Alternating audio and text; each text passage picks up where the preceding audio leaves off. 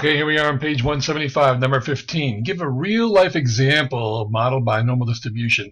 Well, this is pretty easy. Any kind of situation that's discrete measurements. So length of a leaf, height of a 15 or a 12-year-old male, the weight of a melon. Any kind of these things that are not discrete, they're continuous measurements, they could be used to for normal distribution. All right. Part 2. We've got we don't know the mean. We got the variance. We know that the probability of x being greater than 10 is 0.7389. They want us to find the value of mean. All right. So what we basically got to do here is take the probability that we know already and then work it backwards from the tables. So here we know that the area bigger than 10 is 0.738. Well, that's got to be over here. We know that's going to be a negative number when we get onto our standardized table.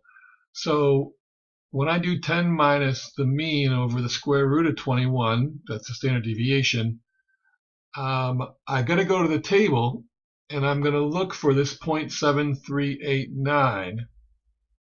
However, when I do, I'm going to keep in mind that that's going to be the version that goes to the left. And so that's going to be the positive version of this number that we're looking for. Anyway, 0.7389, it's exactly there, 0.64, that's our number. Now, again, it's not really our number. Our number is negative 0.64. We just found this guy.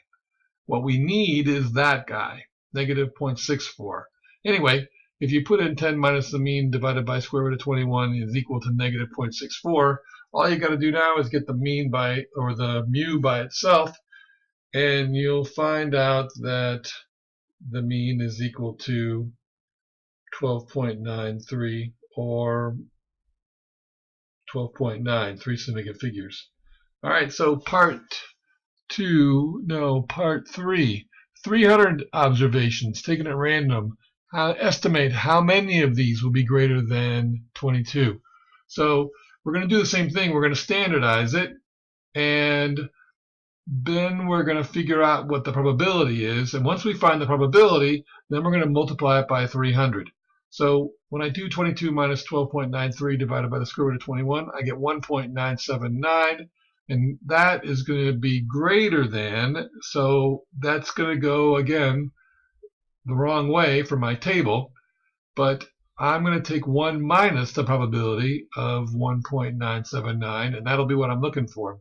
So 1.979, that's going to be 0.97656 plus 0.0005. All right, so 1 minus 0.9761. The probability of this happening is going to be 0.0238. Now keep in mind we're not done because I need to know how many.